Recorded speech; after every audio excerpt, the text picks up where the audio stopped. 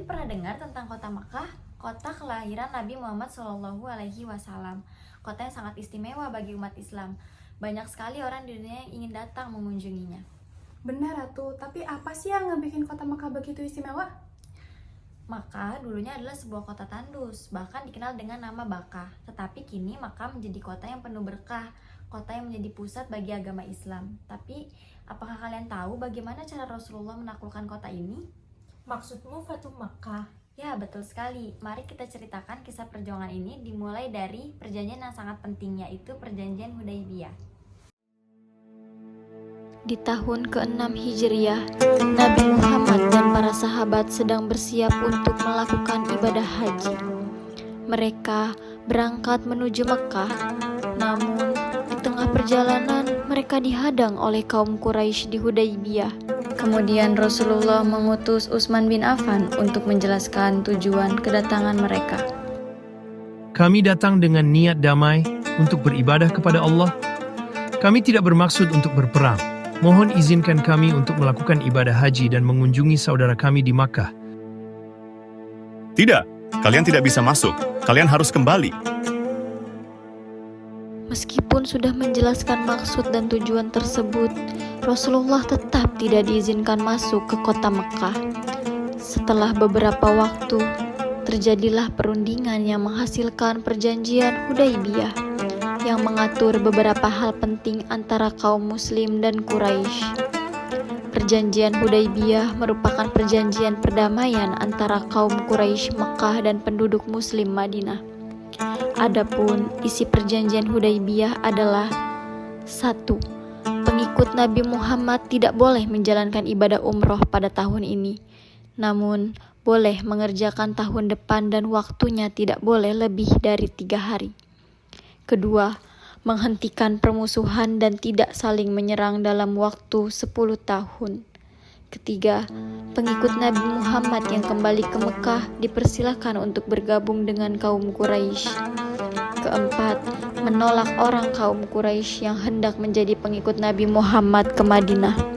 Kelima, memberikan kebebasan kepada suku-suku Arab untuk memilih bergabung dengan Rasulullah atau kaum Quraisy Mekah. Beberapa waktu setelah perjanjian tersebut, suku Khuza'ah yang bersahabat dengan kaum muslim diserang oleh suku Bani Bakr yang didukung oleh kaum Quraisy. Ya Rasulullah, kaum Quraisy telah melanggar perjanjian.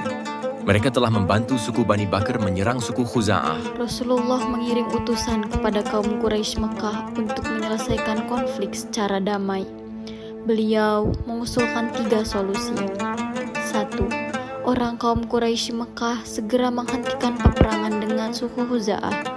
2. Kerugian atas jatuhnya korban perang dari suku Khuza'ah harus diganti. 3. Membatalkan perjanjian Hudaybiyah yang telah disepakati. Kaum Quraisy memilih membatalkan perjanjian Hudaybiyah sehingga Rasulullah segera menyiapkan pasukan. Dalam waktu singkat, 10.000 sahabat berkumpul dan siap berangkat ke Mekah. Namun, di tengah perjalanan, Hatib bin Abi Balta'ah, seorang sahabat, membocorkan rencana ini kepada kaum Quraisy. Saya harus memberitahu mereka, saya tidak bisa membiarkan Mekah dihancurkan. Mekah adalah kota kelahiran kita, meski saya kini berjuang bersama Rasulullah. Kemudian Umar mengetahui dan melaporkan niat Hatib tersebut kepada Rasulullah. Ya Rasulullah, Hatib telah membocorkan rencana kita kepada Quraisy. Biarkan aku menghukumnya. Ya Rasulullah, aku tidak bermaksud berkhianat. Aku hanya ingin melindungi keluargaku. Meskipun Hatib membocorkan berita kedatangan Rasulullah dan sahabat-sahabatnya, Rasulullah memaafkan kesalahan tersebut. Begitulah Rasulullah berhati lembut dan pemaaf. Setibanya di Mekah, Rasulullah membagi pasukannya menjadi 4 bagian, dan mereka bergerak menuju kota Mekah dari segala penjuru. Pergerakan kaum muslimin selalu di bawah komando Rasulullah SAW. Wahai Rasulullah, pasukan kita telah mengepung Makkah dari segala penjuru. Kaum Quraisy tidak dapat melawan. Kaum Quraisy tampak ketakutan, wahai Rasulullah. Apa yang harus kita lakukan? Meskipun dengan pasukan yang sangat banyak, Rasulullah memerintahkan untuk tidak akan memerangi orang kaum Quraisy. Rasulullah dan para sahabat hanya memberi peringatan kepada kaum Quraisy serta memberikan pembuktian bahwa Islam di Madinah berkembang sangat pesat. Diiringi dengan bacaan takbir dan tahmid, membuat kaum muslimin semakin menggetarkan kaum Quraisy. Rasulullah dan para sahabatnya memasuki kota Mekah dengan cara-cara yang damai dan tenang, serta tidak membawa kerusakan apapun. Kaum Quraisy yang awalnya khawatir mulai merasa terharu melihat sikap lembut dan penuh penghormatan yang ditunjukkan oleh Rasulullah.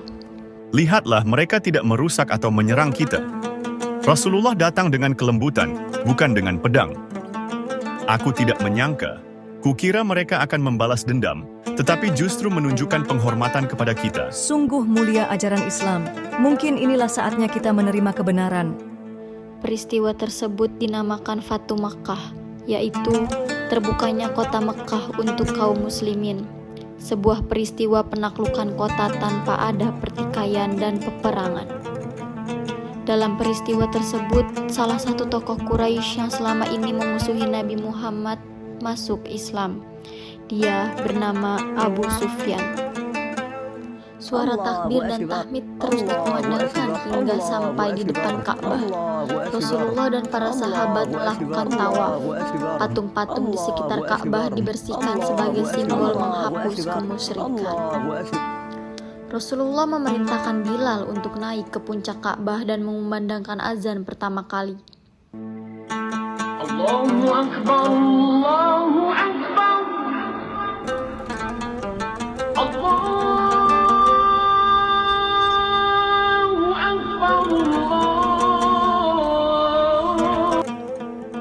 Sungguh, ini peristiwa yang besar karena azan ini adalah azan yang pertama di Mekah. Peristiwa terbukanya kota Mekah dengan aman dan damai membuat ribuan orang berbondong-bondong masuk Islam. Kekhawatiran kaum Quraisy akan terjadinya peperangan tidak terbukti. Rasulullah sangat menghargai dan menghormati penduduk Mekah. Peristiwa terbukanya kota Mekah ini dikisahkan dalam Al-Quran Surah An-Nasr ayat 1-3. Apabila telah datang pertolongan Allah dan kemenangan, dan engkau melihat manusia berbondong-bondong masuk agama Allah, maka bertasbihlah dengan memuji Tuhanmu dan mohonlah ampunan kepadanya. Sungguh, Dia Maha Penerima Taubat. Quran Surat An-Nasr ayat 1-3. Nah, itu dia kisah perjuangan Rasulullah dalam menaklukkan kota Mekah atau yang dikenal dengan Perjanjian Hudaybiyah. Sekarang teman-teman semua sudah tahu kan?